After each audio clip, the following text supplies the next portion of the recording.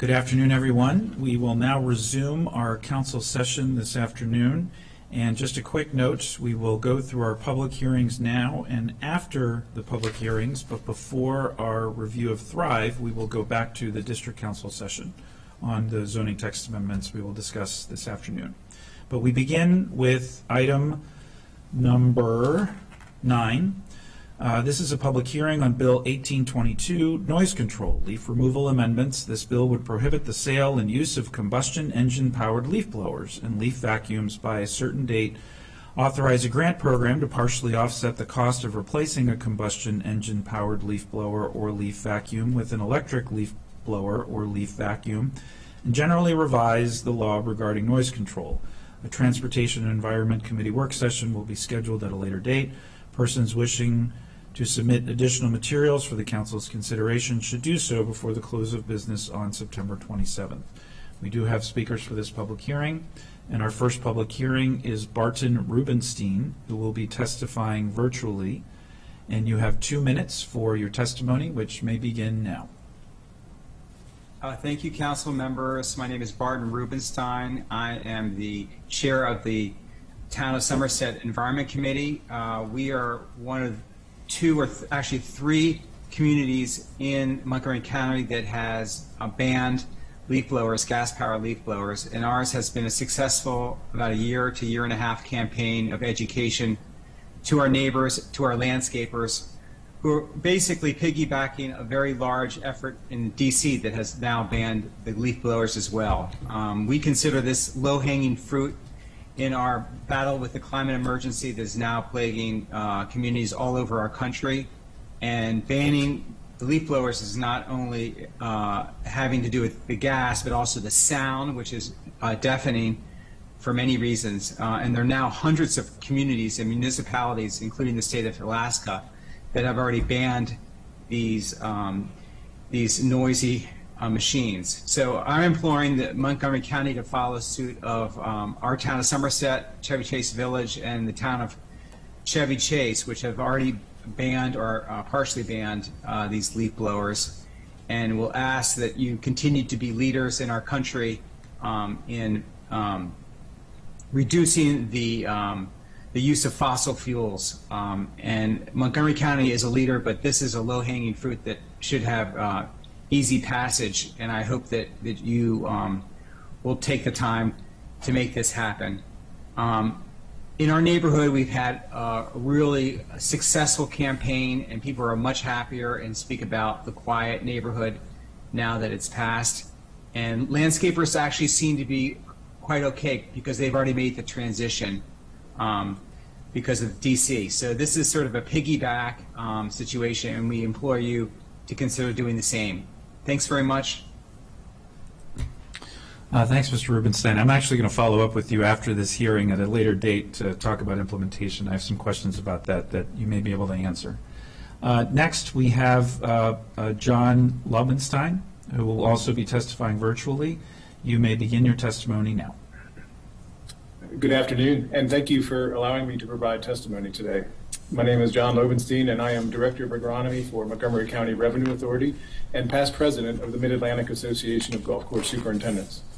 As our golf courses have started to delve into the world of battery-powered equipment, I offer this regarding the blowers. There are many benefits, including much simpler operation and training for staff, zero fuel emissions and less noise for the operators, fewer mechanical parts that require repair and maintenance. For these reasons, on behalf of both MCRA's 9 golf courses and speaking collectively for all 27 public and private golf courses in Montgomery County, we support the intent of Bill 18-22.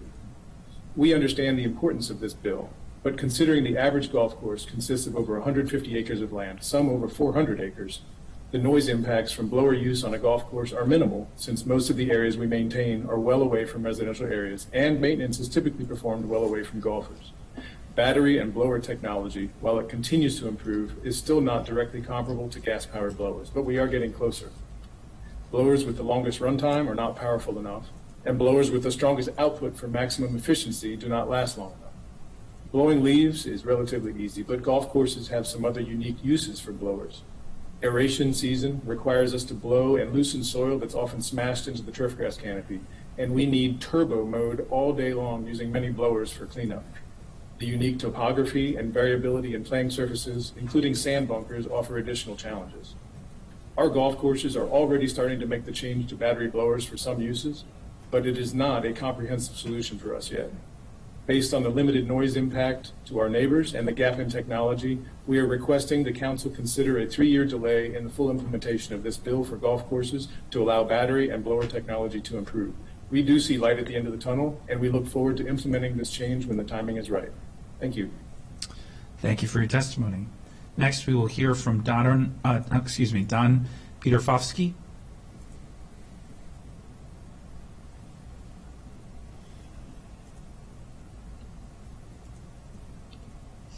Thank you, council members. I concur with most of the sentiment expressed by the first speaker, and would like to bring some other information to light as well. I think the two goals of this bill are noise reduction and addressing emissions for climate change. And leaf blowers are used predominantly in our neighborhoods very widely, but there are other pieces of equipment used by landscaping companies that contribute to both of those problems, the noise and carbon emissions. Things like weed whackers, pressure washers, lawnmowers, all of those pieces of equipment use the same kinds of primitive two-stroke engines that use a mixture of gasoline and oil and are extremely high carbon emitters. So I'd like to encourage consideration of broadening this bill to include all fossil fuel powered landscaping equipment, either as part of the bill or as some sort of phased approach where leaf blowers could be the first piece of implementation and then these other pieces of equipment could follow in the same manner with rebates and phase-in periods. Thank you. Thank you. Next, we will hear from Kevin Sullivan. Good afternoon. Thank you for allowing for this time. The legislation offers no medical waiver whatsoever. I have a pacemaker, and specifically Boston Scientific, one of several manufacturers, specifically addresses that battery-powered cordless tools should be avoided. Gasoline equipment does produce EMI, but nowhere near to the level of a battery-powered tool. So that's the first thing I'd like to address is the medical waiver aspect to it. People like myself, and I make up 1.3 million people that do have a pacemaker. Second of all, New York State addressed it. If we're going to look at an area that's similar, New York State has a blower ban between the time period of May 1st to September 30th. That seems to be a little more conducive to our area. Chevy Chase, the first two speakers mentioned Chevy Chase in D.C. Those areas don't make up all of Montgomery County. As you know, Montgomery County is made up of acres and farms and so forth, and to put us in the same basket as Chevy Chase does not fit. The other aspect is in terms of constant noise is as bad as loud noise. And if you're asking people to use battery-powered blower, the fact of the matter is that that noise will be on longer. And constant noise, like what factory workers are subjected to, this information did not include OSHA information in terms of constant noise. Yes, it included noise of a high decibel, but if we're asking people to use battery equipment, we're asking for longer duration. The final point is this legislation does not address medical waiver aspects to using battery equipment. Thank you. Thank you for your testimony. Next, we will hear from Kevin Walton. Good afternoon. Thank you for this opportunity to testify supporting Bill 1822 with amendments. As a member of the Climate Mobilization of Montgomery County, on behalf of the Climate Action Plan Coalition of Montgomery County, we are in a climate emergency. All hands-on-deck actions are needed to limit the impact of climate change. The county's actions are encouraging, but much more needs to be done to hit its goal of reducing greenhouse gas emissions 100% by 2035. We enthusiastically support this bill that prohibits the sale and use of combustion engine-powered leaf blowers and leaf vacuums, authorizes a reimbursement program, and fines violators up to $1,000. Use of fossil fuel-powered leaf blowers involves health, equity, and climate change issues. Addressing health, these blowers produce loud frequency noise, making them much louder than battery-powered blowers, even when labeled levels are the same.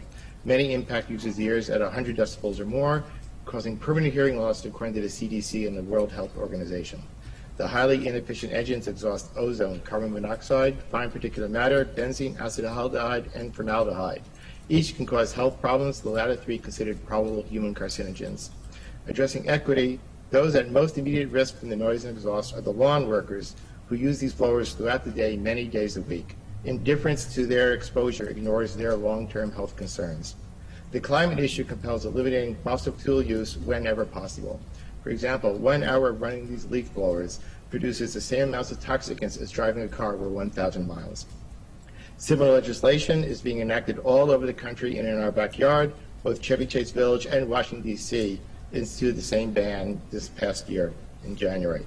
We recommend an amendment to promote small and minority business financial incentives for equipment replacement and additional batteries. More details can be found in my written testimony. Thank you for your time. Thank you. Next, we will hear from Shruti Bhatnagar. Thank you. Good afternoon, Council President and members of the Montgomery County Council. My name is Shruti Bhatnagar, and I'm here as the chair of the Maryland Sierra Club's Montgomery County Group to testify in favor of Bill 1822 for noise control leaf removal. The Maryland Sierra Club also supported a similar legislation in the 2022 General Assembly session. Gas-powered leaf blowers emit significant quantities of ozone forming chemicals, carbon monoxide, and other toxic pollutants, and they generate CO2 at a rate 3 to 9 times higher than electric-powered blowers, contributing to climate change effects. A 2011 study by Edmunds showed that under normal usage conditions, a leaf blower two-stroke engine emits nearly 300 times the hydrocarbons of a pickup truck, 93 times the hydrocarbons of a sedan, and many times as such carbon monoxide and nitrous oxides. The hydrocarbon emissions from a two-stroke leaf blower in a half hour of yard work are about the same as a 3,900-mile drive in a Ford pickup. The types of emissions in leaf blower exhaust have been linked in other settings to a variety of adverse health effects, such as cardiovascular disease, stroke, respiratory disease, lymphomas, leukemias, and other types of cancer, neurological disorders, including autism, premature death, and effects on prenatal development. The noise from the gas-powered leaf blowers is harmful to the well-being of humans and the existence of other species. Most gas-powered leaf blowers impact the operator's ears at 100 decibels or more, and according to the Center of Disease Control and Prevention, exposure to 100 decibels for just 15 minutes a day can lead to hearing loss. We know that Washington, D.C.'s law to ban gas-powered leaf blowers went into effect in January this year. California and about 170 cities and towns have passed similar legislation, including 2 jurisdictions in Montgomery County. Chevy Chase Village and the town of Chevy Chase have also passed ban on gas-powered leaf blowers. I just want to end by saying that frontline workers and BIPOC communities are most disproportionately affected, and workers using commercial equipment, using such equipment, do not have a choice, and they are most affected by such harmful gases. I urge the Council on behalf of Sierra Club to please. Thank you for your testimony. Next, we will hear from Fritz Hurst. Well, thank you very much. I had to come out here today because it's ideas like this that really makes me wonder why I still live in Montgomery County.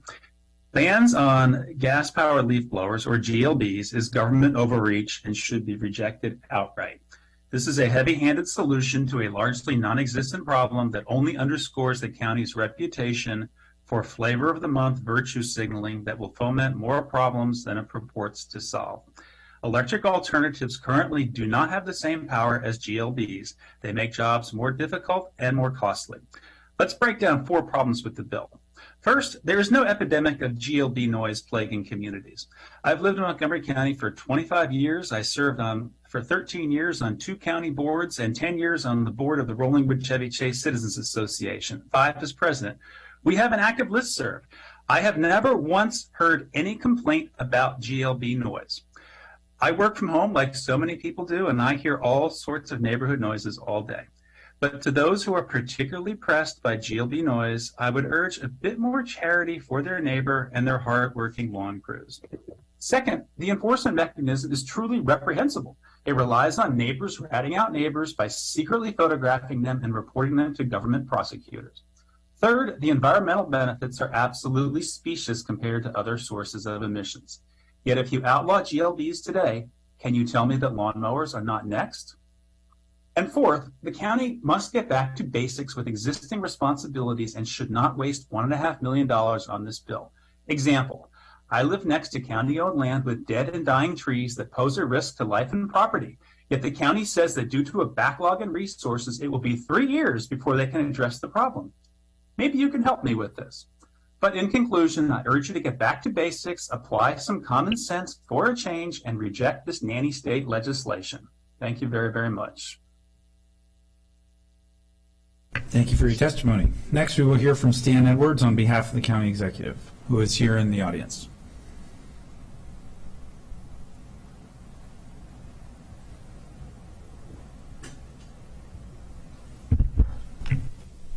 Good afternoon, council members. My name is Stan Edwards. I'm with the Montgomery County Department of Environmental Protection. Thank you for the opportunity to testify on behalf of the county executive in support of Bill 1822 to phase out gasoline-powered leaf blowers. Gasoline leaf blowers are a nuisance to be around and damaging to health due to the characteristics of the noise they create. Research shows gasoline leaf blowers are 2 to 4 times louder than electric blowers at the source. The low-frequency noise they generate travels further and penetrates buildings more readily than electric equipment. This means impacts are felt not only by the user, but also in areas where the leaf blowers are being used, near people's homes and in our communities. The use of gasoline leaf blowers also affects the health of users, who are often minority workers using them day in and day out, not just throughout the fall, but to move lawn clippings, mulch, and other debris throughout the spring and summer. The low-frequency noise of gas blowers can be felt and heard through hearing protection devices. Long-term use, even with hearing protection, is associated with permanent hearing loss. Electric plug-in and battery-powered equipment introduced into the market in recent years can achieve the same results as gasoline equipment, with lower operating and fuel costs as compared to gasoline leaf blowers. In addition, electric alternatives do not have the same frequency or decibel level of noise, protecting both users and those subjected to noise created by these devices. Bill 1822, as we've heard, catches Montgomery County up with over 100 jurisdictions around the country, including our neighbors in D.C. and communities here in Montgomery County, who have already phased out this damaging equipment to reduce noise pollution and protect the health of their residents and workers. I'm happy to address any questions the council may have. Thanks, Dan. I do have questions, but I'm going to follow up with you afterwards, not here today. I have a lot of them. Thank you. All right. Next, I'm going to go to John Witherspoon. Good afternoon, and thank you for the opportunity to speak. I am a lifelong resident of Bethesda, and I support this bill in principle, but not as it is currently written. There are a couple of things about it that I think are problematic. I agree that there are many circumstances where there is tremendous overuse of leaf blowers, as the previous speaker just noted, doing things like blowing away grass clippings and minor dust in the street. However, during certain months of the year, especially in the more forested areas of the county, such as Bethesda and Chevy Chase, there is a definite need for the use of gas-powered equipment to tackle the leaf removal tasks, which cannot be accomplished by using battery-powered or electric equipment, because the electric equipment in the battery-powered equipment is simply not up to the challenge. The technology is not ready for prime time.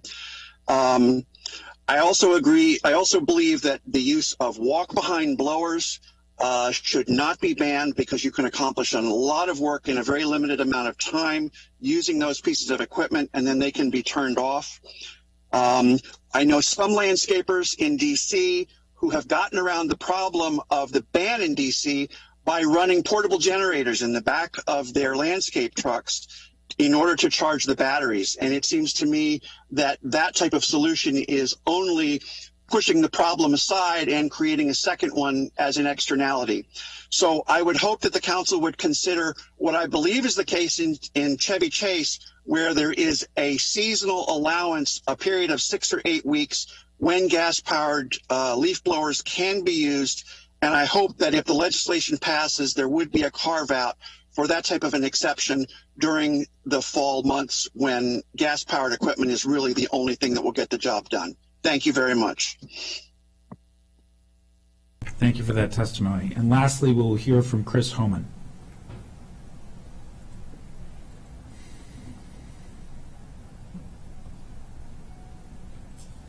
Thank you. Yeah. Thank you. When our young family moved to Montgomery County over a decade ago, we were dismayed that almost every day our kids were woken up by the leaf blowers, and this wasn't just in the fall, it was every day, almost year-round. It woke up our kids, it made it impossible to take them outside to play, and it took away your ability to go for a walk or be outside on your deck. And the noise was and continues to be so loud you can't avoid it in your house. In fact, we've regularly had 2 or 3 gas blowers on the same property next to us going for over an hour, in which case we just leave our house. It's intolerable. We've called the landscapers. They don't want to change. Fortunately, this antiquated technology has rapidly been surpassed by newer, quieter technology mentioned today. It's no wonder so many jurisdictions have already made the change to phase out the gas blowers. And today it's absurd that we'll be coming home through D.C. and you'll see the landscapers using the electric blowers, and then the same ones will use the gas ones next door in our Bethesda neighborhood. It's outrageous. It's ridiculous. We're way behind.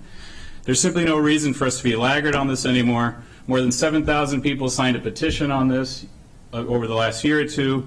A group, Clean Quiet Montgomery, is formed. I'm a member of that. A majority of the council candidates endorse this publicly. Thank you, council members Friedson and Glass and Hucker Reamer, and I think Jawando, thank you so much. And we also owe the landscape workers something better. These people work really, really hard. And as the county's own racial equity and social justice impact statement recently said, this will help alleviate and narrow the racial and social disparities in this group. The early evidence, if you talk to folks from D.C., is that the transition to the newer technology has gone ahead without disruption. To landscapers and residents have noted a great improvement in their quality of life. We can't be champions of the environment or workers' rights and ignore this bill. And let me just say, yesterday I was biking, a little anecdote past a building where there was always a guy every Monday using a gas blower. Walkers there, tourists were miserable, and finally yesterday he had a electric one. And I spoke to him in Spanish for a minute. He was so excited. He showed me how it worked, big smile on his face. We should do the same here. Thank you. Thank you. And that is it for our speakers in this public hearing. This public hearing is now closed. That moves us on to item number 10.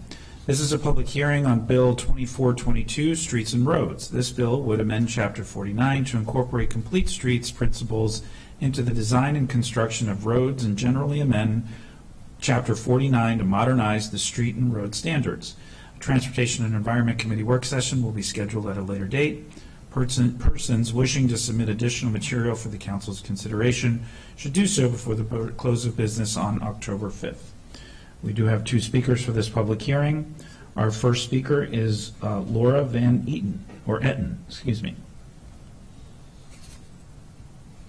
Hello, council members. I am Laura Van Etten, and I represent the Rustic Roads Advisory Committee today. I'm the chair of that program, and we're a volunteer committee of 7 hardworking residents of the county.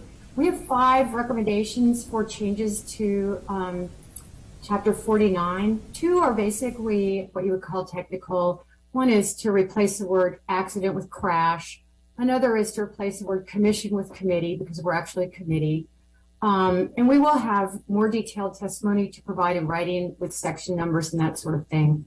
The policy requests that we have, the first is there are maximum target speeds being set for country roads, and we would like those to be also applied to our rustic and exceptional rustic roads. In this case, the speeds would be set at 20 to 35 miles per hour.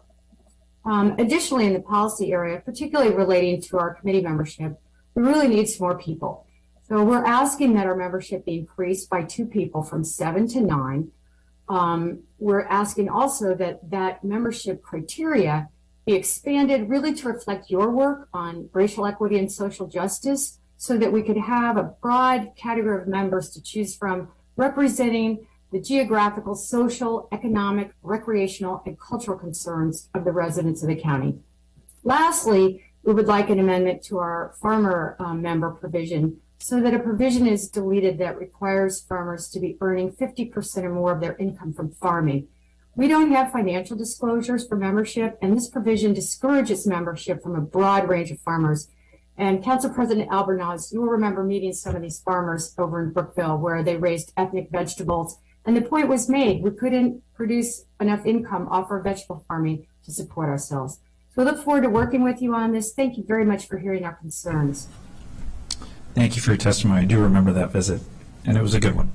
Next, we will hear from Kathleen Samai, who is also testifying regarding items number 11 and 12. Therefore, she will have 4 minutes for her testimony. Thank you. I'm Kathleen. I'm a Silver Spring resident. I'm speaking on behalf of myself on Bill 2422, ZTA 2010, and SRA 2201. They're all meant to align with the Complete Streets Design Guide, which is a county policy. It's 308 pages long, approved and adopted by you council members in February 2021. There are many comprehensive environmental recommendations in this policy guide, but they're not yet reflected in the law. Missing in these three bills before you are policy recommendations for the natural environment and green streets, Chapter 7. They need to be integrated, reconciled, prioritized, and considered together with the three amendments before you today, so there will be no conflicts in another section of the code. As the amendments are currently written, the environment and green streets policy recommendations will not be requirements. We will continue to see tree canopy loss, increasing flooding and heat island effects, and business as usual. We'd like to get closer to the climate action goals you passed and want to achieve in 5 years. We want to update the laws to align with the entire county policy, not just some pages, but all pages. We need a piecemeal approach of updating just road standards, road terms, and engineering with environment as an afterthought for another year or more. This will not help you achieve your CAP goals. We'd like you to plan through the prism, or I would, through a prism of complete green street ecosystems, not through a technical separation of roads from the environment. The environmental specialists should be in the lead and not generalists from DEP or planning. I'm asking you to have them review and update the language to encode natural environment solutions, align policy and law, ensure integration, conformance, and prioritization of the green streets, ecosystems, and roads. The issue we have is a climate crisis, and the county council set these CAP goals to reduce carbon emissions by 80% in 5 years. Our roads and parking lots in urban areas are too hot, upwards of 135 to 155 degrees in the summer sun. We currently need our roads covered in shade to reduce the heat, and we need all our roads covered by large mature trees in the right-of-way, medians, and sidewalks to absorb the excessive heat, flooding, and carbon dioxide. Roads are not complete without green street policy in the law. Here are a few examples of what is missing.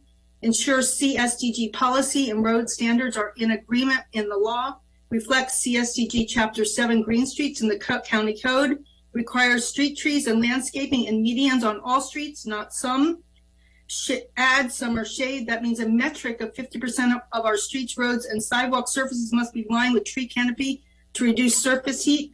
Good stream health. We need 45% tree canopy for stream health, clean air, and to reduce carbon emissions. Did you know that a large mature tree over 18 inches in diameter stores 1,809% more carbon than a small 4-inch tree? They sequester 345% more carbon and absorb 180% more stormwater runoff. That's from planning documents. That's a quote. Chapter 49 needs a requirement that roads conform to your approved and adopted master plans. Master plans must require 35% green cover, which is trees, vegetation, and green roofs.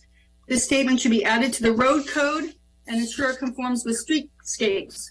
You should amend the zoning ordinance to reinstate the requirements for placing utilities underground during development or redevelopment. The underground utility requirements strategically placed means large tree canopy can grow tall and not interfere with overhead wires. The MCDOT design standards must be modified to conform with the CSDG, and 1,500 cubic foot tree pits along streets means the tree roots on the major tree list from DOT will have to thrive. Structural soils must be used where space is limited, so volumes of soil can extend roots under woods. 300-page policy missing from these amendments. I'm asking you to assign the environmental staff scientists to sort this all out and get it right. And I thank you for providing me the opportunity to speak. Thank you for your testimony. That is it for our speakers for this public hearing, and so this public hearing is now closed. We move on to item agenda number 11. This is a public hearing on zoning text amendment 2210, streets and roads. This ZTA will make changes to several chapters of the county code to implement the complete streets design guide. A Transportation and Environment Committee work session on this ZTA is tentatively scheduled for October 10th.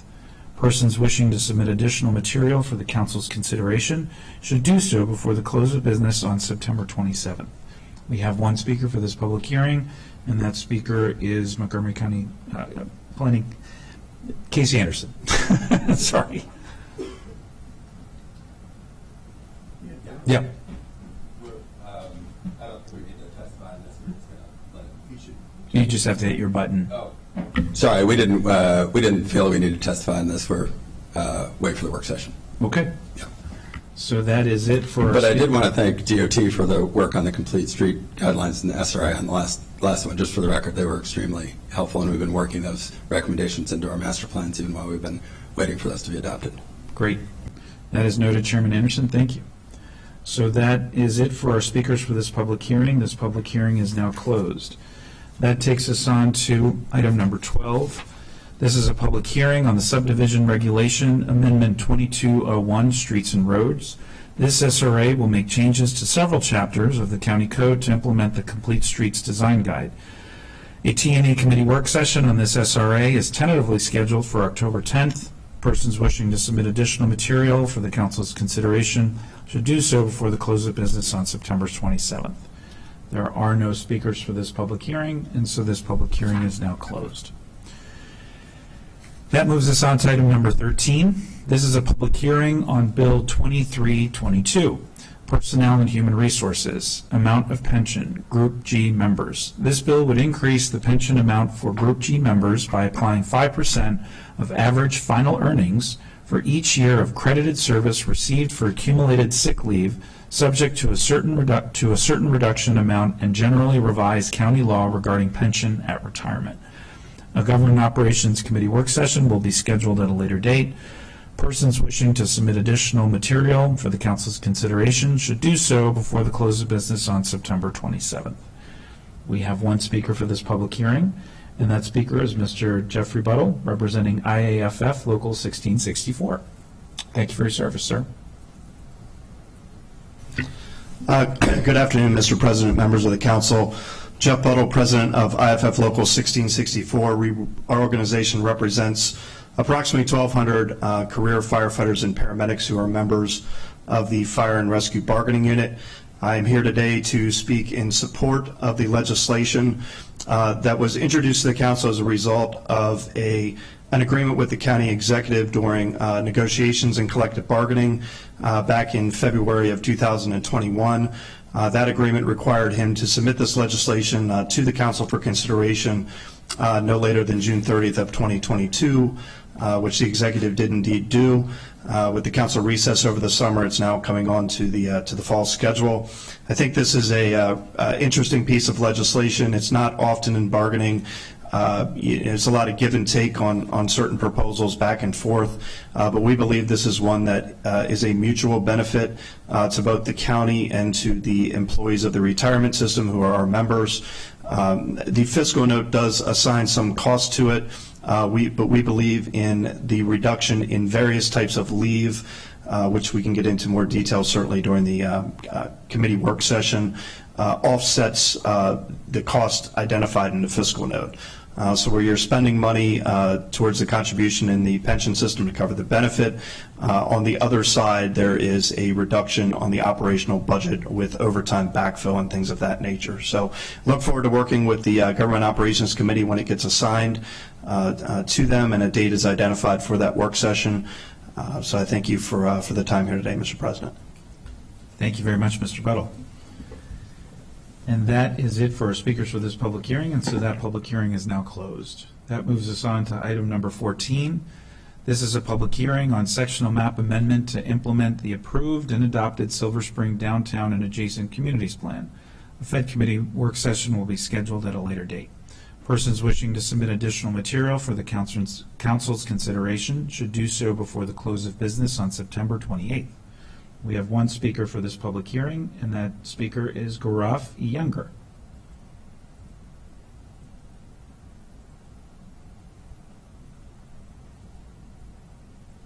They're supposed to be testifying in person. Going once, going twice. That is our only speaker for this public hearing, and so this public hearing is now closed. All right, we move on. If Mr. Gaurav comes, we can reopen it, just in case. That moves us on to item number 14.5. This is a public hearing on a special appropriation to the MCPS FY23 operating budget in the amount of $8,631,072 for the Maryland Leads Grant Program. Action is scheduled immediately following this hearing. There are no speakers for this public hearing, and so that public hearing is now closed.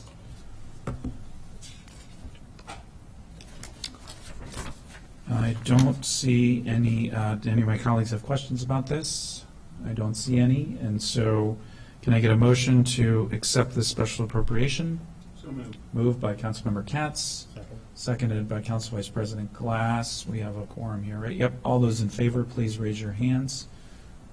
And that is unanimous among all those present. And Councilmember Jawando, do you vote in the affirmative on this?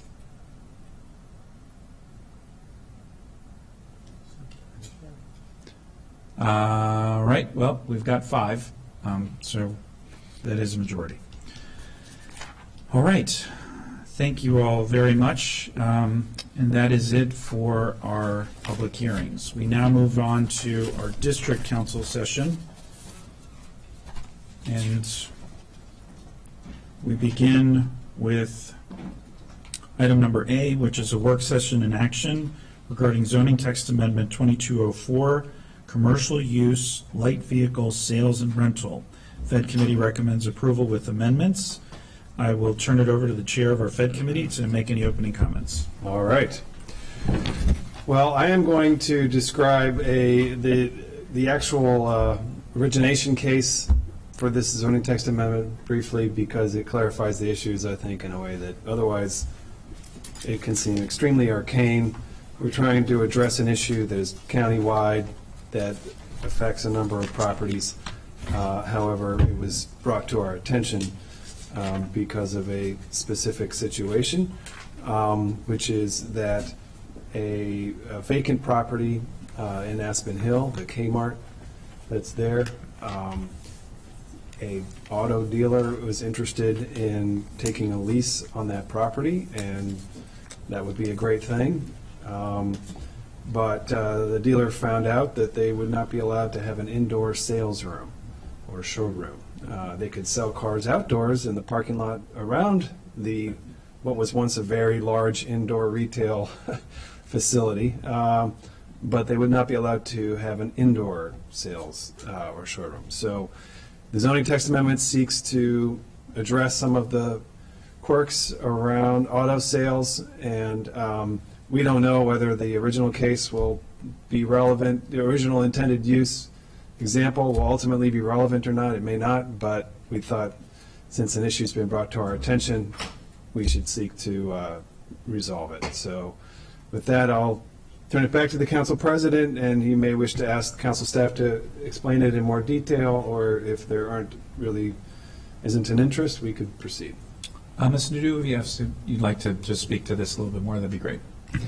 Sure. So I will address, there are 2 Fed Committee recommended amendments. So the first amendment is to include outdoor storage in the definition of light vehicle sales and rental indoor. If you read the current zoning ordinance, it's not, a plain reading would argue that it's not clear that that use includes outdoor storage. So your typical auto dealership that has both indoor and outdoor cars would have to get 2 separate permits. So the Fed Committee's first recommendation is to include outdoor storage in that definition. And then the second amendment was about, there was a discussion at the committee on whether to limit the size of either the site or of the zoned area where this use will be allowed. And the Fed committee is recommending to remain consistent with the intent of the NR zone to only allow this use where the zoned area, so not the dealership itself, but at least the portion of the community that is zoned NR must be at least 5 acres in size. So with those two amendments from the Fed committee, they recommended approval of the CTA. Terrific. I don't see any questions or comments from colleagues. Do we have a committee recommendation so we can go straight to the roll call vote? And thank you, Ms. Nadeau, for a great job on this packet. Thank you, Ms. Nadeau. Mr. Katz? Yes. Mr. Katz votes yes. Mr. Jawando? Yes. Mr. Jawando votes yes. Mr. Reamer? Yes. Mr. Reamer votes yes. Mr. Hucker? Mr. Hucker is absent. Ms. Navarro? Yes. Ms. Navarro votes yes. Mr. Rice? Mr. Rice is absent. Mr. Friedson? Yes. Mr. Friedson votes yes. Mr. Glass? Yes. Mr. Glass votes yes. Mr. Albornoz? Yes. Mr. Albornoz votes yes. Great. So that passes unanimously among all those present and virtual. That moves us on to the next item on the agenda, which is also a work session in action, zoning text amendment 2205, signs. Fed committee, once again, recommends approval with amendments. I'll turn it over to our Fed committee chair again. Well, this one was very straightforward. It was the first item that our new land use and our new council attorney had worked on, and we were pleased to welcome her to the committee meeting. So I shall now turn it over, and I'm scrolling through my packet here. You're going to have to forgive me. You're going to introduce yours. Sure. Kandikile Sokoni, legislative attorney. Thank you for the welcome. Thank you so much. I don't see your name listed on the first day, and despite being a politician, I'm not good with names, so I don't know. Go figure. You're excused. That's all right. Okay, thank you, Council President, Council members. This ZTA is a complete rewrite of the noise ordinance. The Fed committee reviewed it on September 12th and unanimously recommended adoption with some amendments. I do want to recognize that the staff from DPS I believe are present and ready to answer any questions if council has them. I do want to thank them tremendously, them and my colleague Liv, who worked tirelessly for quite some time before I came on board to take this on. Just very briefly, I would like to just highlight I just want to highlight a few amendments that were recommended by the Fed committee, and because it's such a lengthy rewrite, I wasn't going to go through all the provisions. Some of the provisions in this ordinance are really just it's clean up because some sections have been removed, so there's some renumbering and some reordering, but there are some substantive provisions. In a nutshell, this was as a result of the Speed to Market initiative that was supposed to streamline various operations within the county to make it easier for businesses. And so for the most part, there's certain things that previously were the business had to go and get a variance before they could put up certain kinds of signs. And now we're saying if this is adopted, the noise ordinance would now allow them to have some signs as of right.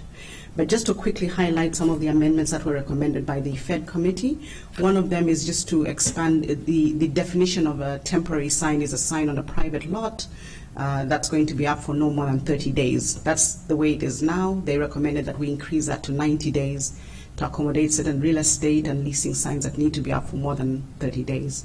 They also recommended, this is something that was not in the original ZTA, but the planning staff and so the planning board recommended that we look at there are certain freestanding signs which the current language says it should start, the bottom edge should start no more than 12 inches from the ground, and they said that's too restrictive. Sometimes for landscaping purposes you need to have it higher than that. So we went with 24 inches. There was an error in the original submission. We said 24 feet. That's not what they intended. They meant 24 inches from the ground. Staff also recommended clarification on the definition of the provision about abandonment of signs. As currently written, a sign would be deemed abandoned if it was not in use and in disrepair, and we recommended changing that to or. It's not so much of a problem when the sign is no longer in use, but if it's in disrepair. So we're saying it should be out of use and in disrepair. And lastly, there was a request presented by a developer, and both the planning board and staff and Fed recommended to accommodate this request.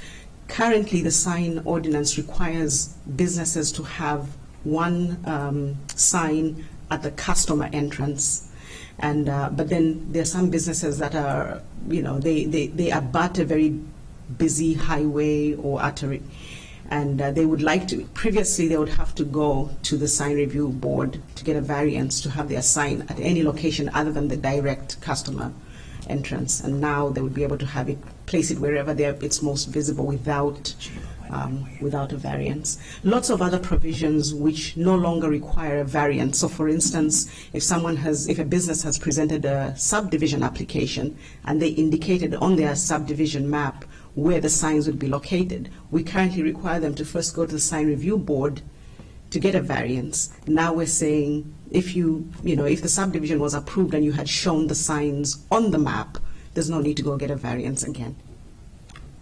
Thank you, Ms. Saccone. Thank you very much, Ms. Saccone. I'm going to turn over to Councilmember Friedson. Yeah, I just quickly wanted to provide a little context for colleagues who were here for the prior council during the zoning rewrite. This was the one huge undertaking that was left alone because it was such a huge undertaking in and of itself. And the commitment was to come back to it, to modernize the sign ordinance. I will say this is like local government at its best, a very mundane issue that has a huge impact on a lot of businesses. It's been a longstanding priority for the business community, and it was one of the major advocacy efforts for the Economic Advisory Group among some of the other economic groups for the recommendations that they wanted to see. So it's a long time coming. I just wanted to acknowledge Department of Permitting Services again for a lot of really good work here. It's not controversial, and so we're not spending that much time on it, but it doesn't reflect the incredible amount of time and the huge undertaking that this took within the bureaucracy, and such is life in local government and some of the details that we work on. The conversation up here doesn't necessarily reflect the work that happened behind the scenes. I just wanted to note the context a little bit here for how significant this is and how important it is to so many local businesses, and it's part of our continuing effort to really modernize the local ordinances and the zoning code to reflect the new realities of the business environment and the public environment that we are in. So thank you for all the hard work, and with that, I'll yield back to you, Mr. President. Thank you for that context. I've heard about this issue, and so I'm happy that we've arrived at this point. Ms. Saccone, thank you, and we're so excited that you're now a member of this body, and we look forward to working with you very, very, very much. Thank you very much. So I don't see any other questions or comments from colleagues on this. We do have a Fed committee recommendation, so we can directly go to the roll call vote. Mr. Katz? Yes. Mr. Katz votes yes. Mr. Giwando? Yes. Mr. Giwando votes yes. Mr. Reamer? Yes. Mr. Reamer votes yes. Mr. Hucker? Yes. Mr. Hucker votes yes. Ms. Navarro? Yes. Ms. Navarro votes yes. Mr. Rice? Mr. Rice is absent. Mr. Friedson? Yes. Mr. Friedson votes yes. Mr. Glass? Yes. Mr. Glass votes yes. Mr. Albornoz? Yes. Mr. Albornoz votes yes. All right, let the record show that passes unanimously among all those present. We now move on to item number C, which is also a work session in action, zoning text amendment 2206. Exemptions, historic resources, allowed uses. Fed committee recommends approval with amendments. Chairman Reamer. All right, this change was recommended or brought to the council by Councilmember Rice, co-sponsored by several council members. The specific instance related to a church that wanted to have a cafe on its premises. And I will turn it over to Mr. Dew to tell us what we did. So as a quick bit of background, in January, the council passed ZTA 2106, which established a residential lot exemption if there was a density transfer from a historic resource. All that means is there are some historic properties that got some commercial uses. And the uses listed were clinic, office, retail service establishment, rural antique shop, and accessory drive-through. So this ZTA, ZTA 2206, will add eating and drinking establishments, and this exemption can now be used for any historic resource that fronts on an arterial or higher classified roadway. Quick note, that'll be changed once we work on complete streets because the road names are all going to change. And also a finding by the Planning Board and Historic Preservation Commission would still be required. So for this CTA, the Fed Committee had two recommended amendments. The first is changing historic site or resource to individual historic site to make it clear that it wouldn't apply to the entire historic district.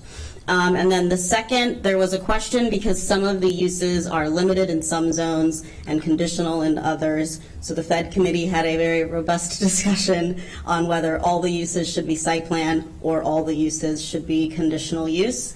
So the compromise that was reached is all of the uses would be site plan, but because site plan is concerned about the site in terms of parking, traffic circulation, public facilities, versus conditional uses, which are about hours, number of employees. The compromise was because these are in residential zones, the hours would be limited, and the decision was the businesses can be open from 6 a.m. to 11 p.m. So some of those uses, some of the factors or issues that would have been worked out in conditional use, the planning board won't have to worry about as much. They can focus on site plan and just have those limited hours to address those factors. So those are the two recommendations for amendments by the Fed Committee. Great. I don't see any other questions or comments. And this, once again, was a committee recommendation, so we can go directly to the roll call vote. Mr. Katz? Yes. Mr. Katz votes yes. Mr. Jawando?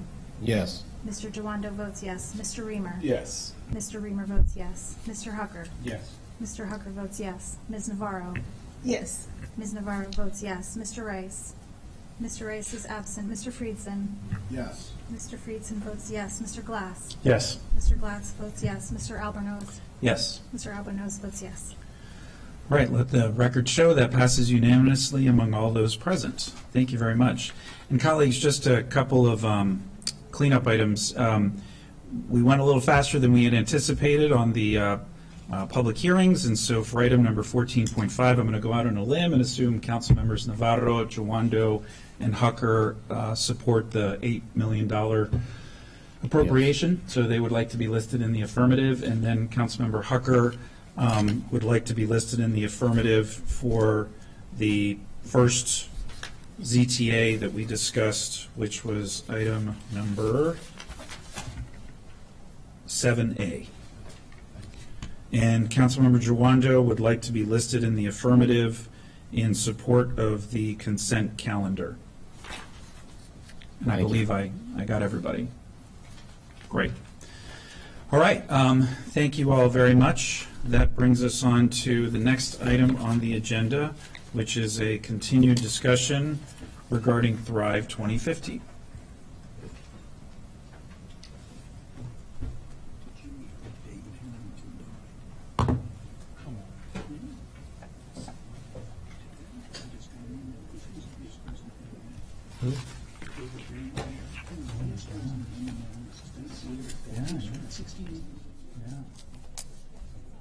David Harrington died today.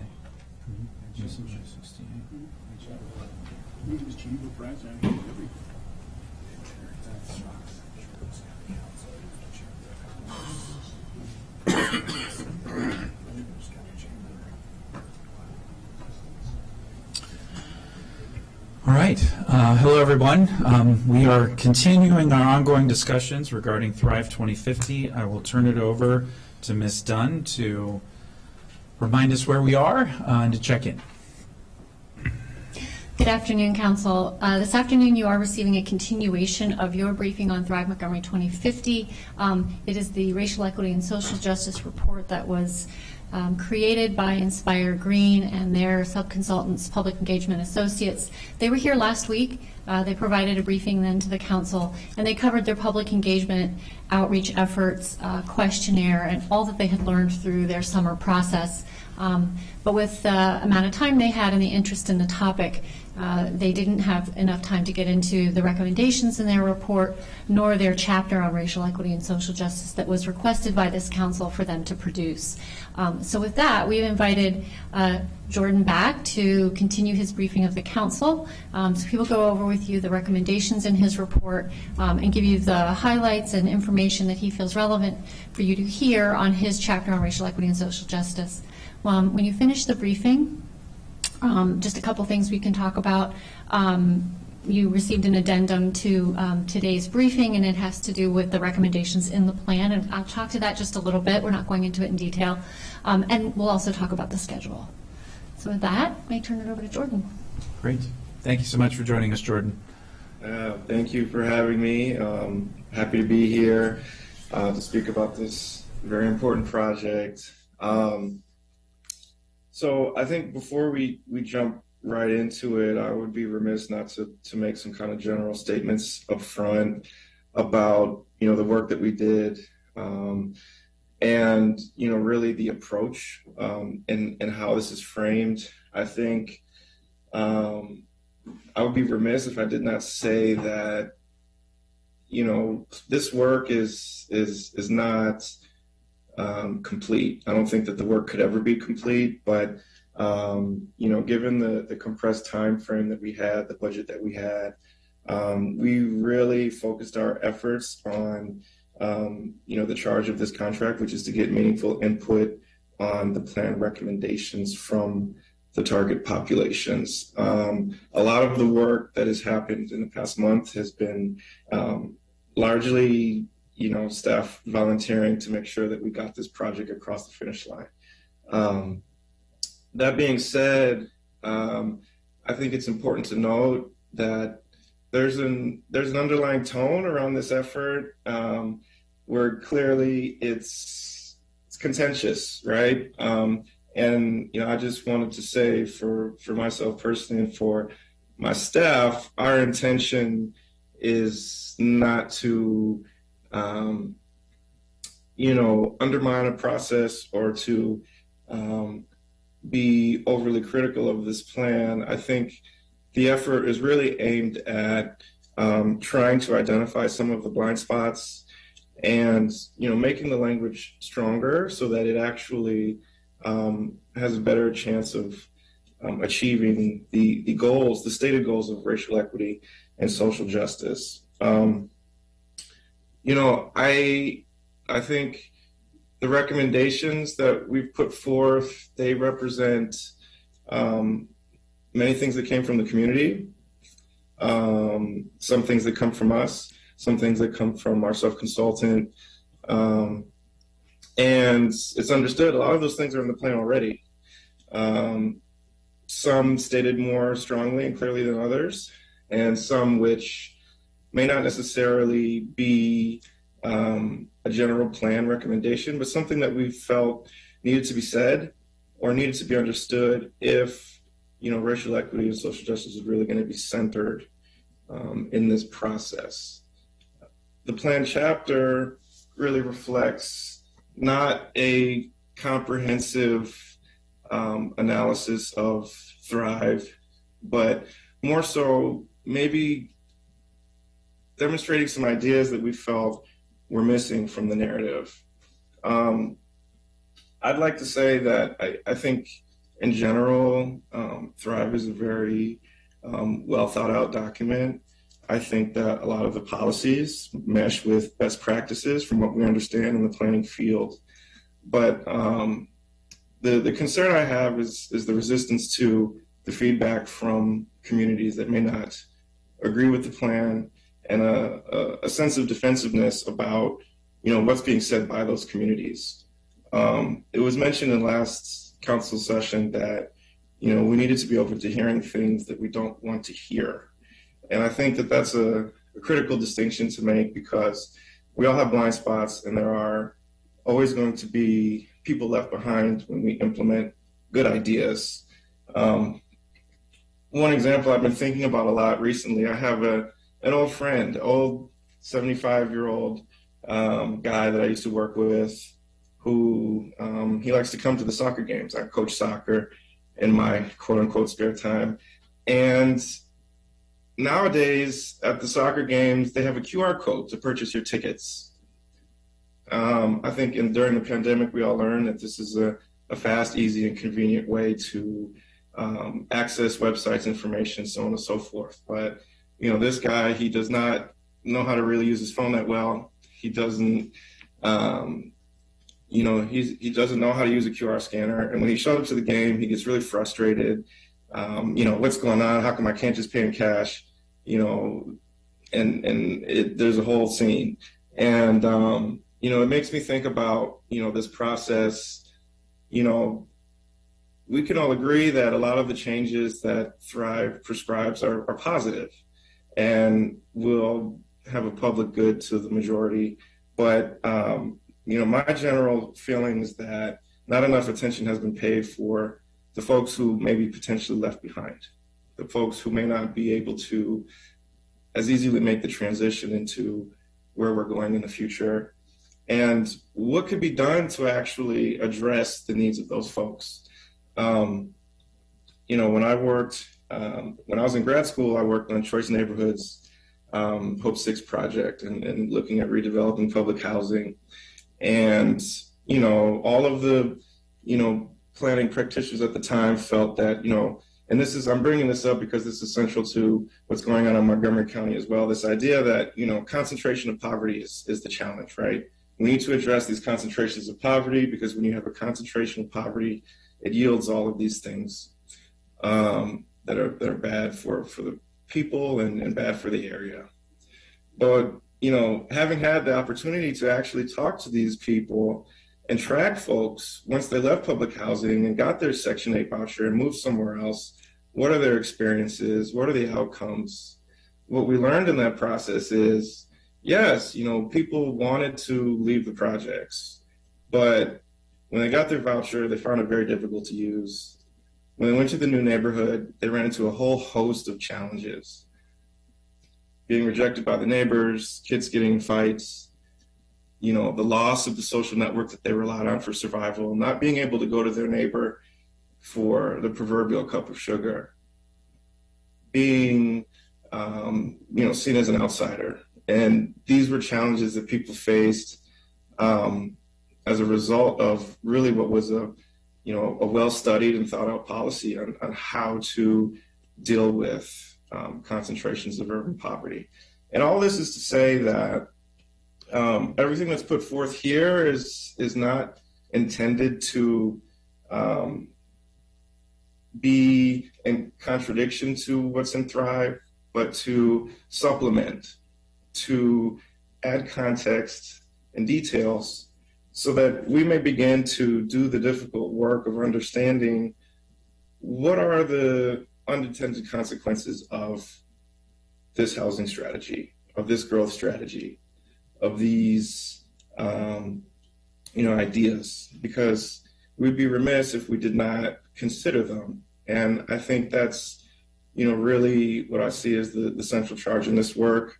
We don't have time to go into the entire history of every racial ethnic group in the county. I would love to do that research project. This is not that, right? This is a quick and dirty study to look at, what the plan says, and, does the community can they buy into these ideas? And if not, why? And so from that, I'd really just like to say that I'm going to go through these recommendations. And as a general comment up front, I just want to say, planning language is very nuanced. And I've been in enough, development review conversations to know that should versus shall is significant. And the strength in which you say things ultimately can determine whether or not you get the best outcomes. Development is one of the few fields where, they don't have to follow code of ethics. They do not have any real rules that govern, the intentions behind what they do. And as such, planning has to be very, very concise in how things are phrased. Otherwise, equity won't happen. It's not going to happen through suggestion. It has to be stated strongly. It has to be well-defined. It has to be clear. There has to be frameworks, metrics, guidelines established.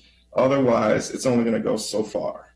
And so, my hope is that this conversation will be a precursor or a starting point to thinking about, really how does the county want to define social justice and racial equity, and how to ensure that those principles are infused in the planning that happens. And it really starts with, again, the community.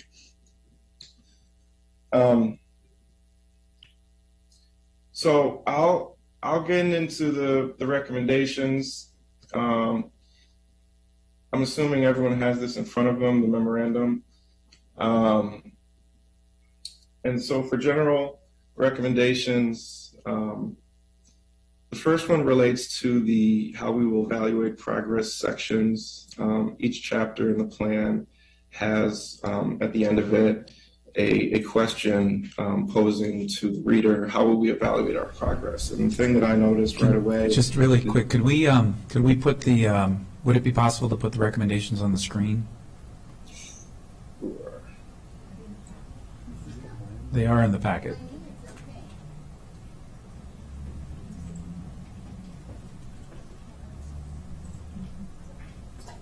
Did folks see that? Yes, we're pulling it up, Jordan. That's a long document.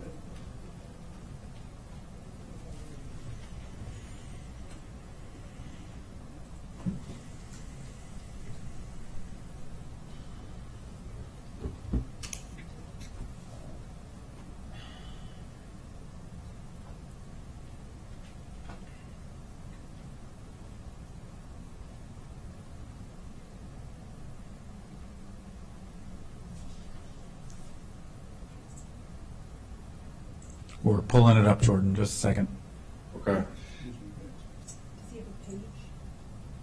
I'll stop sharing because I don't think I have the capacity here.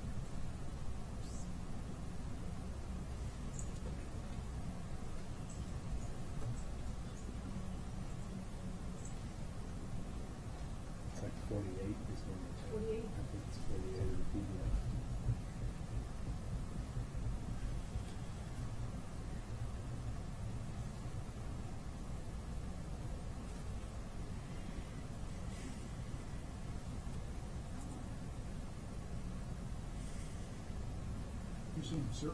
I said, no, I'm saying of the PDF of 2 million. Recommendations come before the chapter. It's just a few pages before that. There you go. That's it. All right, we are on that page, Jordan. Go ahead. Okay. Thank you for that. So first things first, I think kind of going along with what I said about defining, equitable outcomes. The various sections throughout the plan where it says how we evaluate progress. I think equity outcomes should be explicitly stated here. If it's about, business, economic competitiveness, having things that say, for example, this is the example I used, establishing criteria to support Black-owned business recruitment and retention. Those things need to be stated up front. A couple of the chapters have some mention of equity in the how we'll evaluate progress, but I think there's been a lot of work done on, not just racial equity and social justice, but also environmental justice, how we measure these things, how we map these things, how we talk about these things. I think it would be, pretty straightforward to, put some language in here that really demonstrates, what this means in equity sense. What are the targets?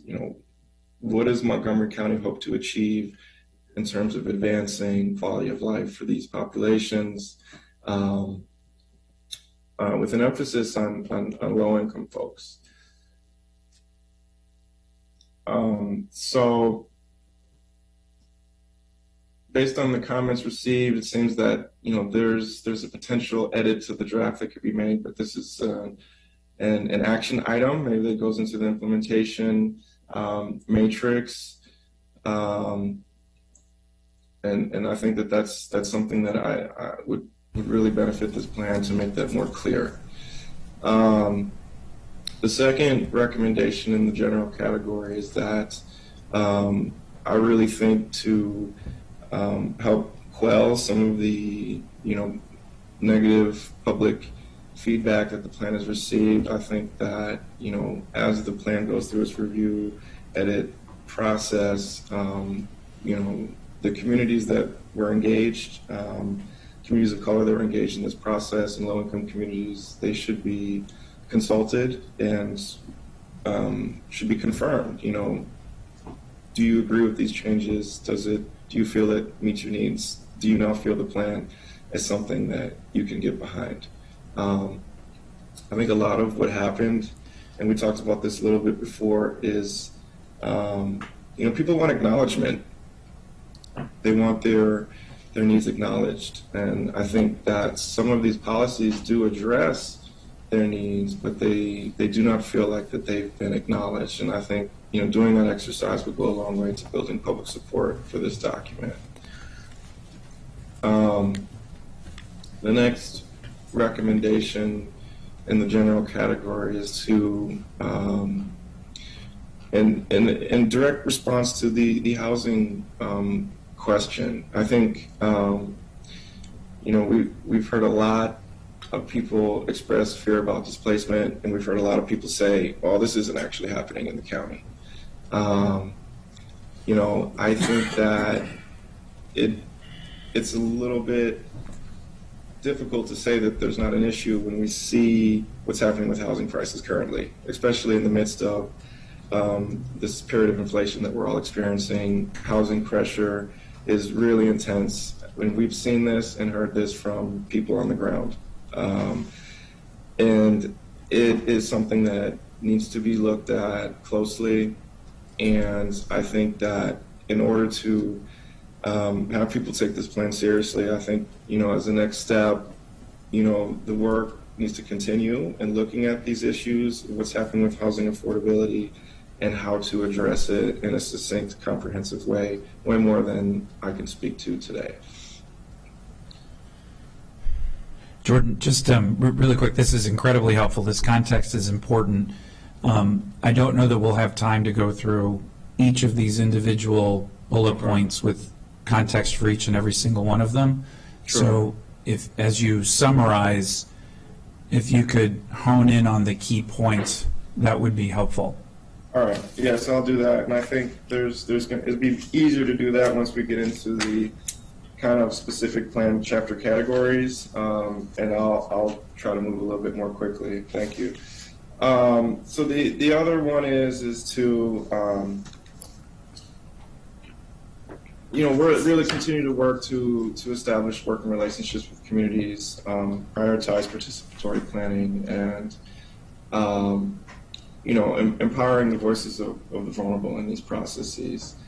I think that language can go directly into the plan and text that's already there to strengthen it and make it more responsive to what we've heard in this process. So I'll talk about compact growth, and I think the easiest way to do this is to kind of marry what's in the recommendations with what's in the chapter.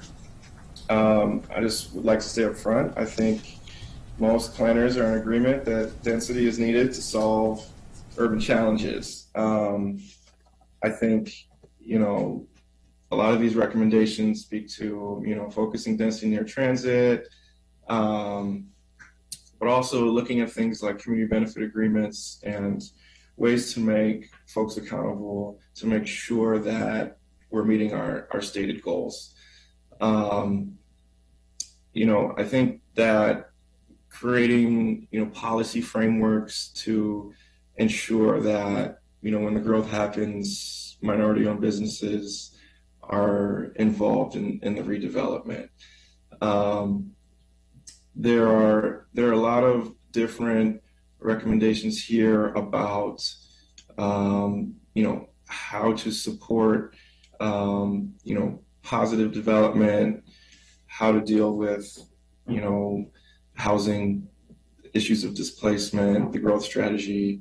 I think the piece that's really important in this is to talk about, neighborhood stabilization, and how to deal with the consequences of density. I was looking through the comments about compact growth that I wrote,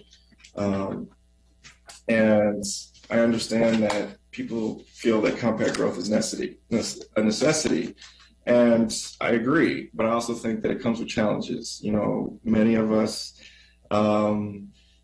know that as you build density, there are waste management considerations, there's crowding, there's more people, there's more people in schools, more kids per classroom, less space to do things with, to accommodate certain uses that are intensive in terms of their land use. You don't have the available land, so you have to be creative and flexible, and the plan speaks to that. But I think a lot of the concerns that we heard and that are valid is that, as the density increases, it's going to be the vulnerable people who get hurt.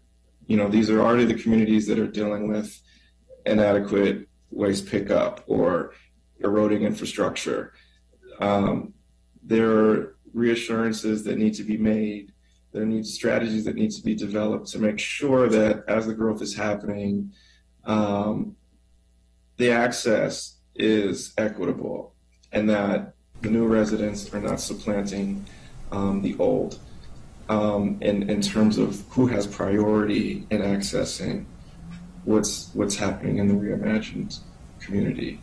And I think another important point about this as it relates to the racial equity and social justice questions is, very early in the plan, it talks about the legacies of wedges and corridors.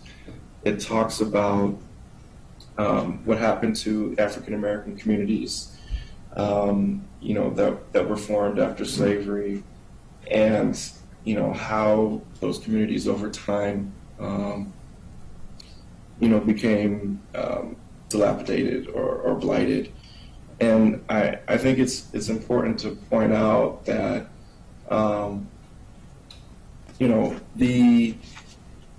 the way forward, it's not clear. There's not a clear consensus on what that looks like. There are some folks who want to leave. There's some folks that want to stay. We heard a comment from someone say, we don't want to chase white folks all around the county. And some folks say, I want to get out of here as soon as possible. That being said, I think an opportunity exists to, find a balance in terms of who is at the table and how this work gets done. And really what I want to emphasize is that, as things move forward, we understand integration and the benefits that this will all bring, but how do we ensure that the things that people relied on before don't disappear, right? How do we make sure that the positive aspects of those communities that were created, the kinship ties, are not lost in the process? And I think that's important to know that, as we do TOD, we also need to do stabilization. As we do compact growth, we also need to do preservation, and understanding that those two things can happen in concert and should happen in concert and can help mitigate a lot of the fears that people have if it is seen as important. I'm just looking through the rest of these compact growth recommendations.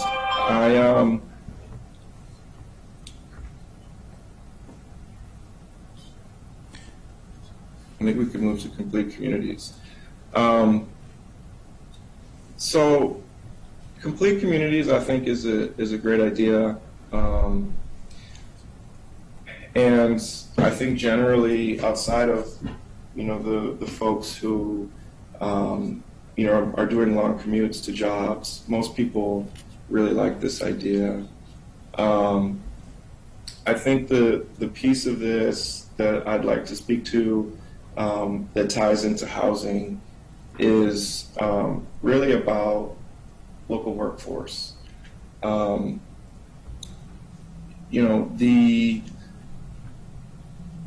The challenge that we've heard from residents, low-income residents, is they didn't see it as realistic for them to live in a complete community. They didn't think it was going to be possible because of the nature of their work, because of the economic configuration of their household, their immediate surroundings. It didn't seem feasible that they could live in a community that met all of their needs. And I think that when we talk about equal access to education, parks, housing, so on and so forth, it's really important to understand that the housing access and the economic opportunities are top of the list, and we need to have very clear benchmarks for provision of low-income housing in complete communities. As a planner, my primary concern, and one of the only ideas in this document that really come explicitly for me, is this idea that, increasingly as areas urbanized, the workforce, the retail workers, the quote unquote, low skilled labor, which I believe is a myth, cannot access housing in the areas that they work, and they're having to come from further and further away to access those jobs, and that undermines sustainability. I believe if the county is going to create a long-term plan, the goal really has to be not just for white-collar workers to live close to the office or their place of work, but for everybody to be able to live close by, and to really have a thorough understanding of what that means based on the available, the economic analysis, the workforce analysis, economic base analysis, et cetera, to say, we need X amount of low-income housing here to support all the restaurants and things that exist, all the retail establishments that exist. Because if everybody's trying to get here from far away, we're not doing our work to really promote sustainability. Whether they drive or take the train, it's always going to be more sustainable if they're, within, a walk shed or a 5 or 10 minute, drive versus commuting an hour and a half. That creates strains on folks. Jordan, again, if you could hone in on just some of the overarching, and then with a couple of specific examples, because we want to get to the Q&A, and there's another component of the presentation that we want to get to. So moving on to design, arts, and culture, I think the main things that I'd like to say here, you all can go through these recommendations, that I think that,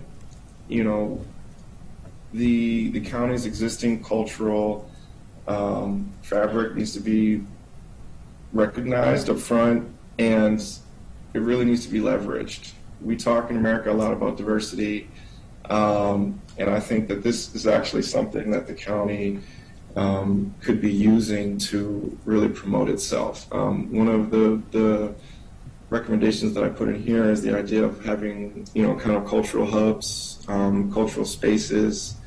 I think that this is something that could really help to bolster the county's profile as a destination that it already is, but also, really bring more people in. And I think that's the benefit of having such rich diversity, is people want to go to different types of businesses, different types of restaurants.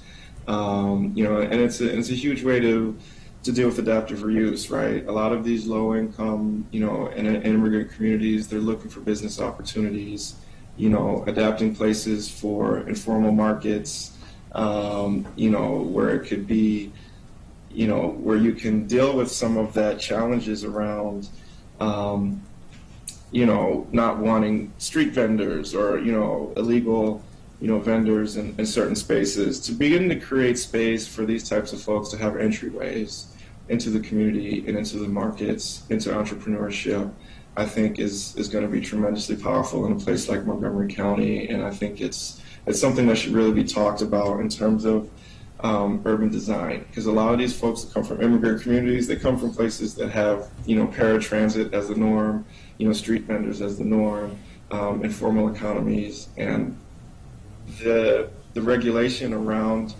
public space makes it really hard for low-income people to access business opportunities. Not everyone can pay fees for food trucks to be a food truck, but if there was more opportunities to create spaces for folks, I think it could yield something really special. The rest of these recommendations on design, I think, are pretty straightforward. But I think the plan could go a lot further in celebrating cultural diversity. As far as transportation and communication networks, I know that in our conversations we talked about low-income people's love of or a desire to get a motor vehicle, and I think that I support transit fully. I think most people recognize the need for transit, but I think we need to be thinking about some of the other pieces. So some of these recommendations include things like subsidizing shared mobility options, creating parking, for work vehicles and things of that nature, working to improve access to places like the Ag Reserve. And doing some things to, address some of the challenges that commuters are facing. And that is, I think one of the key recommendations is looking at ways to offset potential future policies for vulnerable groups, right? So when we talk about like congestion pricing, low-income folks got really concerned by that idea. And I think, it may make sense for exemptions for people of a certain income threshold or people in certain fields of work, so that they feel like they're not being punished for doing their job or having to shell out money that they don't have. Moving on to housing, what I just want to say again, the other piece of this is network resources. I think we all know that there's a quote-unquote digital divide in our society. I think I think that's a big reason why engagement in this target group is difficult during the pandemic, because we saw this, and I've seen this in many other studies. Certain folks are less likely to log in online and fill out a survey or use a network resource. I think it's going to be important to continue to do that good work to bring those resources to vulnerable communities and give them access to internet and technology so that they can participate more fully in society. So Jordan, you got about 5 more minutes so that we can get to the Q&A, because I've got a couple of colleagues in the queue that have follow-up questions. So if you can just bear that in mind as you go through these last sections. So the housing, I'll just gloss over. Again, the big housing thing that I'd like to call out is really doing the due diligence to make sure that there's housing across the region that is representative of the economic and racial demographic. So integrating fully throughout the county. I know that there is mention of upzoning in the plan, single-family neighborhoods, and doing things to address that.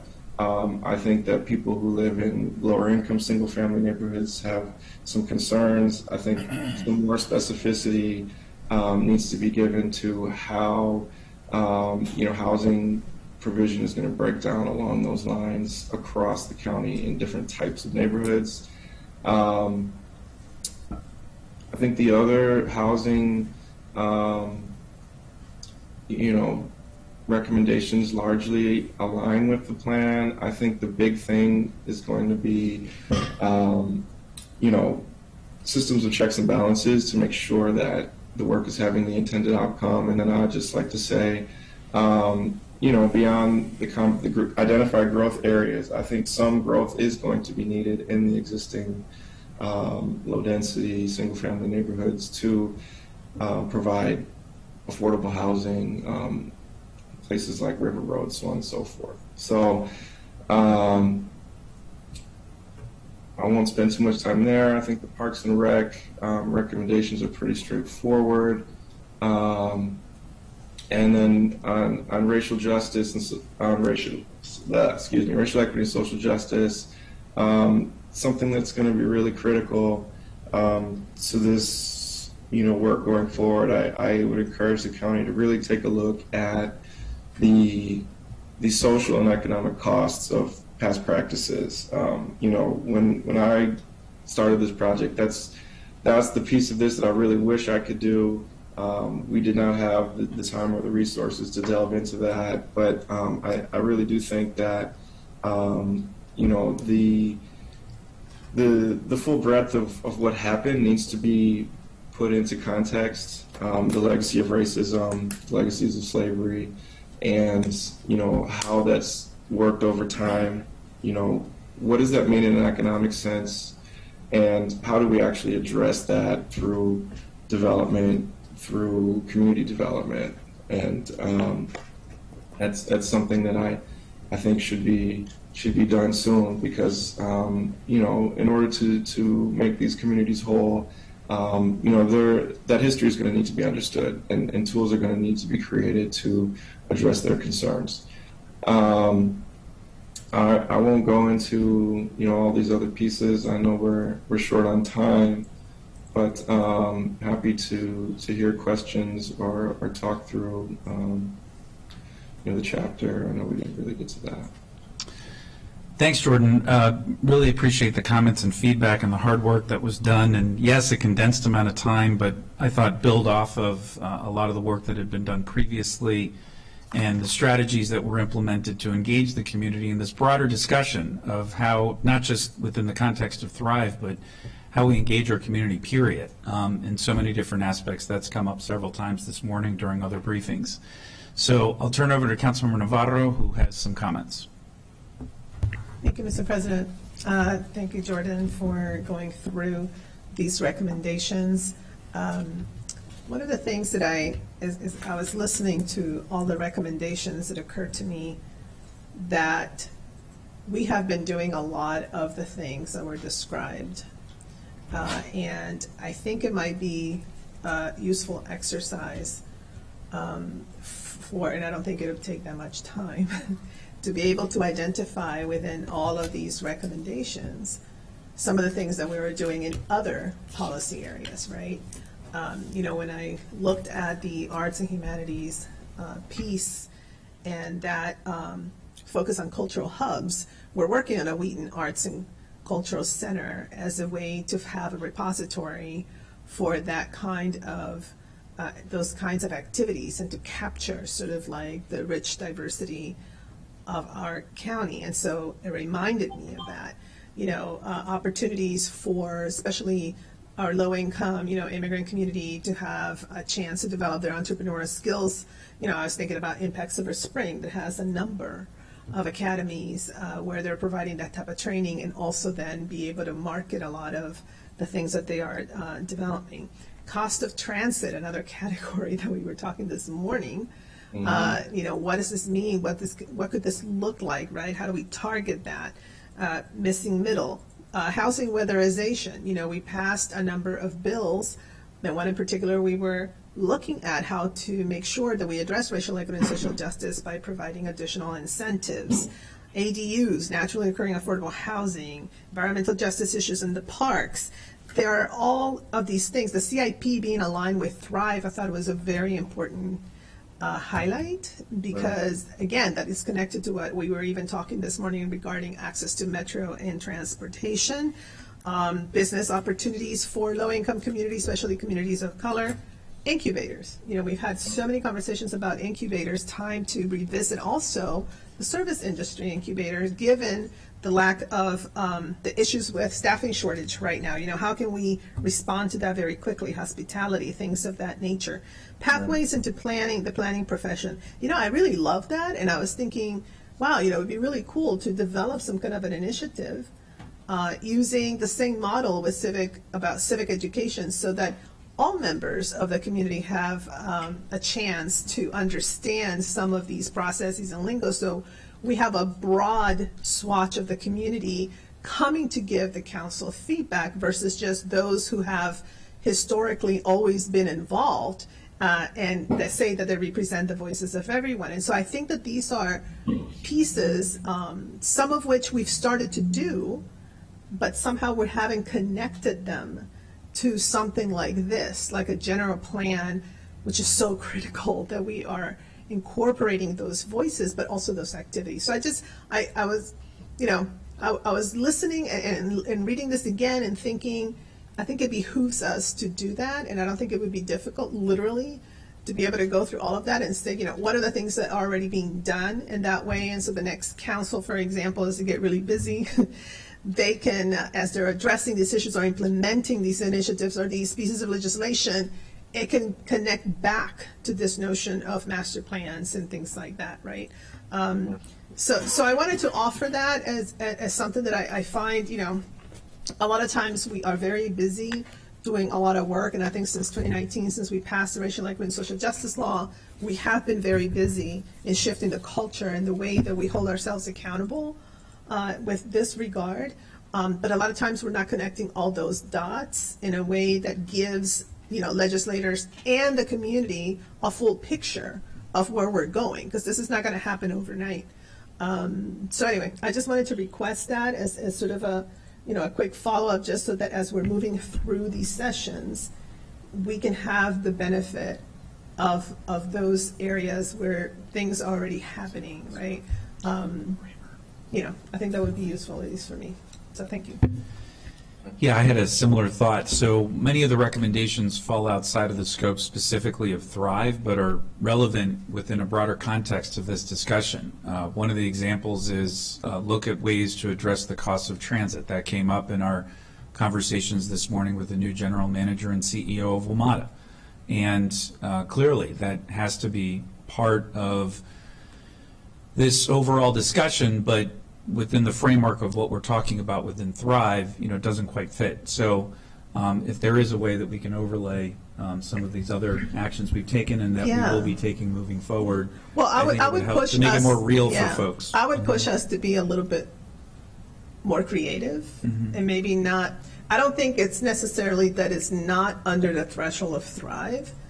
I think these things are connected, right? I mean, I think these policy areas, these policy decisions, et cetera, are connected, especially when we talk about racial equity and social justice, which is why I thought that it would be interesting to be able to sort of enumerate the different things that we are doing already, because it's a way also for accountability. So as, you know, as Thrive moves forward, as the general plan moves forward, as master plans come in the future, we're not working in silos, but we're connecting all of these policy areas because they do have collectively an impact on how it affects communities.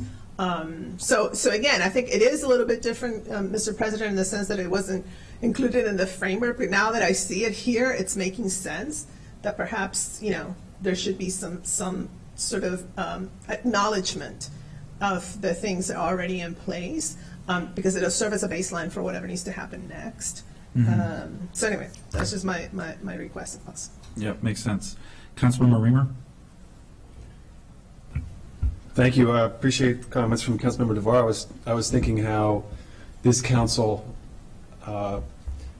created an appropriation for black business, and we went through a near year-long process of thinking through and building partnerships and passing, and ultimately it's in the budget, support to grow and help our black-owned businesses thrive so that Montgomery County can be a stronger place with more jobs and more prosperity. And, that's the kind of thing that I'm hearing from Mr. Xanthus, is that you have to be intentional about how you do your economic development in order to achieve racial equity.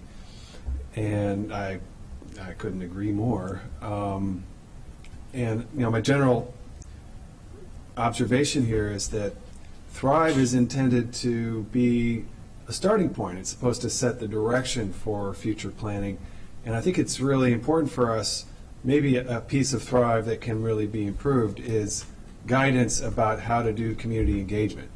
And I think we've heard that we could do it better, and we've been, actually, I think this council has really been modeling best practices in community engagement, specifically for folks who have not traditionally been as involved in the planning process, and we've directed the planning department to do that in many master plans, starting with the Veers Middle Corridor Master Plan, which I thought had some unprecedented engagement. And in fact, many participants in Councilmember Navarro's Latino Civic Project came out to speak with us. And that was a profound experience for many of us at the dais. And to your comment, one of the specific action items that has occurred to me is to build some kind of a planning academy, which I think is what you were describing with other words. Same basic idea. How do we ensure that we are getting participation from the whole community? And for some, those skills might be passed on at the dinner table. For others of us, that to be learned, and perhaps we can help with that. And so I think there's a lot of ways that Thrive could specifically describe how we should do community engagement that will, and I know it to some extent that's in there, but I think we could improve that, and then that would help to ensure that the document is meeting the goals that we have. I think that we also have to measure Thrive against the world we live in today, and the world we live in today is far worse on all of these measures than what we're trying to build through what Thrive hopes to help us achieve. And most people feel far less consulted about how the circumstances of the community and the neighborhood that they live in now,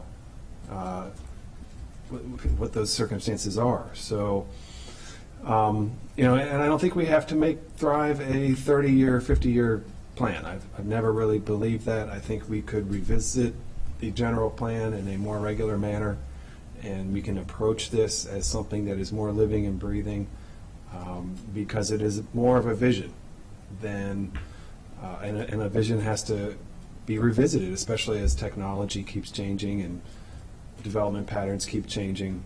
So there is a staff memorandum with planning having responded specifically in a very detailed way to the recommendations, and pointing out great recommendation. We can do that in this way, or that's in there now, or here's how we have been trying to do that already. So I think we can kind of cull that, pull it together.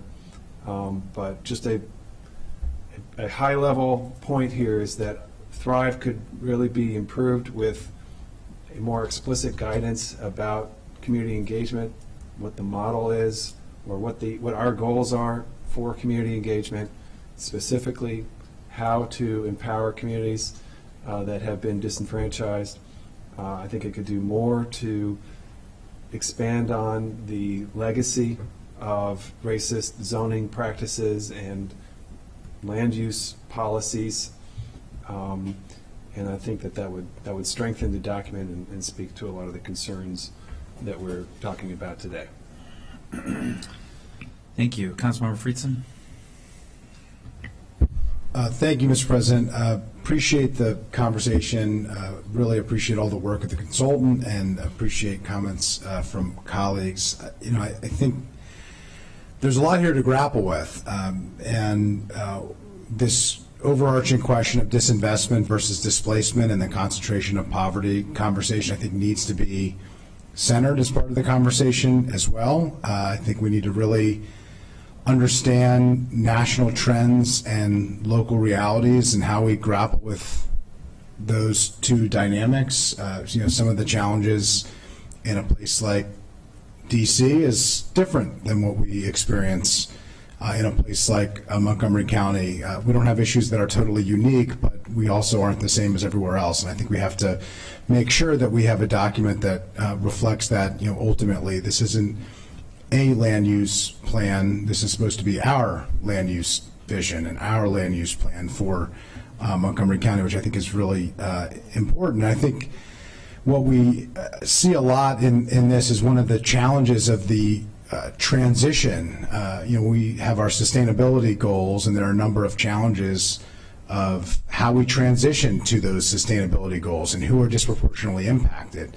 I'm not sure that it necessarily means that we should abandon our sustainability goals. I don't think that there's a suggestion that we do that, but we do have to lift up the idea that there are challenges in that transition, and we need to make sure that we are aware of those and that we acknowledge those challenges and that we reflect that. I do think that this is intended to be a long-range, high-level, aspirational plan, and so we can acknowledge challenges in that transition and make sure that we set up a manner in which we intend to implement without specifically saying that we're not going to do something because of something else. And so I think that's where we need to move towards, and I hope that we can move towards, and I think the consultant has started us in that direction, although I think there's some further refinement there. And the last piece that I would say on this, and I think it's very important, during the Fed Committee's work on the document, we spent quite a bit of time focusing on the consistency within the document of whether or not it was a visionary document or whether or not it was an implementing document.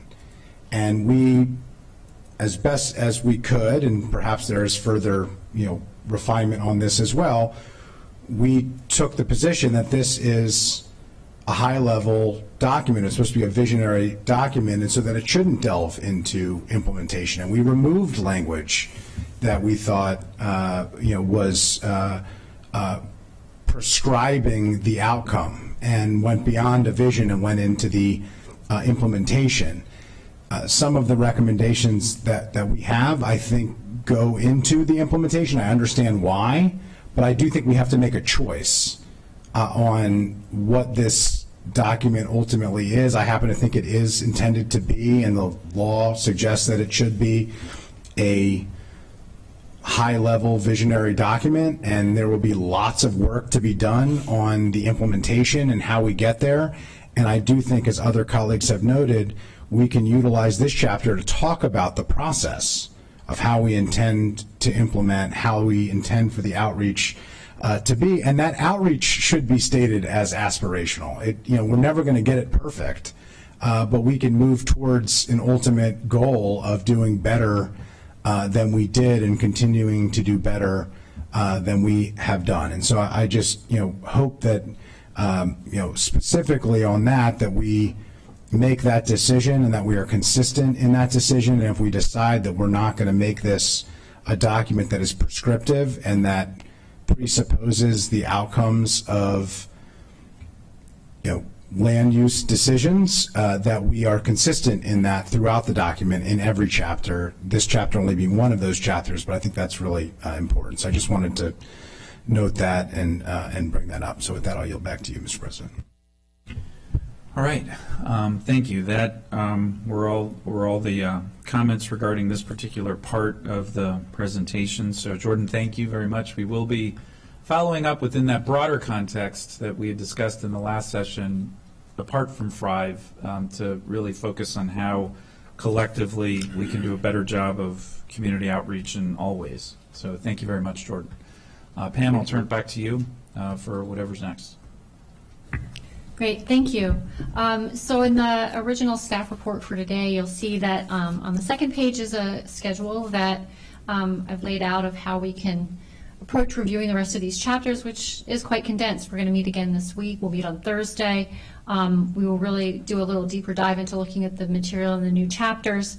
And then on October 4th, you see that we really are covering the rest of the chapters. It's going to be a really long day, but we have 2 work sessions, one morning, one afternoon. And the goal will be to provide for the council high-level recommended changes that have either heard from either each other as colleagues or coming in from the community since the Fed committee draft was completed. And in that category, well, though, is the recommendations that you now have had the briefing on today from Jordan. And you have an addendum for today, so I'll point your attention to it. After receiving the consultant's report and the briefing last week, the planning department spent a lot of time and effort and have prepared a memo for the council which goes through each of those recommendations and highlights for the council where in the current draft information related to that recommendation is located, how it's addressed, how it might be located in the action appendix, or whether it could be placed in the action appendix. In collaboration with that, council staff created this addendum with a table where you have in the table the actual recommendation language that is in the consultant report, and then there is a column for potential edit to the draft. So it is really a roadmap moving forward. I'd like the council, you could spend time to look at it between now and when we get to the individual chapters. We don't need to cover it today, but it provides suggested edits to language in the draft to address the consultant recommendation. So it's not just simply informational about how the draft currently addresses a certain recommended topic, but it also says, okay, possibly we didn't go far enough. Where is there a place where we can edit the draft to, and basically a policy or a practice. So it's a little different. It's basically trying to be a little more intentive, and rather than just say, well, in this general text on page X, we talk about whatever the recommendation is, it goes a little farther to say, is there a place in one of the policies or practices put forward in this draft where we could incorporate this recommendation? Does it make sense? And in some cases, the recommendations, they are, as everyone has talked about today, more implementing sort of ideas, and so they may not have a place in the draft to be edited. But you have these things as materials to look at, and again, this can be something that if the council as a body or individually you feel you have a concern with any of these, you can let me know, and we can address them as we go through the chapters. But otherwise, for today, I think that's it. Oh, thank you, Ms. Dunn. I appreciate that. So, yes, colleagues, there's a lot more work to do, but we appreciate today's session, which I thought was productive. Were there any other questions or comments from colleagues before we end this item for today? Councilmember Reamer. Just want to say, so we have the council has 3 chapters, new chapters to review, edit, and comment on. Correct. Or review, comment on, and edit. Correct. And so those are the chapter on racial equity, social justice, environment, economic competitiveness, or economic development. So, that's going to be a lot of work, but, I think we can get it done, and really appreciate Inspire Green's giving us a draft of the chapter. Through the chapters we received from planning, we certainly made plenty of edits to them through the committee process, and now we have new chapters, and I think the process is open for continued edits of all those chapters. So we'll be taking that up on Thursday. Yes. All right. We'll start on Thursday. We'll do a session on each chapter. No, actually, so Thursday you're going to look at all 3 chapters. Right. The staff report for that is a little late. It's due yesterday, coming out as soon as I get back to my desk. But what I will warn you is, so in the staff report you will see, you will have attached these new chapters. You'll have highlights from where we have received from the community, comments on these new chapters, and how council staff would suggest the council could consider addressing any of these comments. But in some cases, the comments came as late last night or after work last night. And so we haven't had the time to completely delve into how to handle those. And so some of the edits might come at that work session on the 4th. Okay. Just be a process. All right, thanks, everybody. So that ends this item on the agenda. That takes us to the last item. I need a motion to go into closed session to consult with counsel to obtain legal advice pursuant to Maryland Code General Provisions, Article 3305B7, 3305B8, to consult with staff, consultants, or other individuals about pending or potential litigation. Topic is pending litigation involving the county. Can I get a motion? Moved by Council Vice President Glass, seconded by Councilmember Reamer. All those in favor, please raise your hands.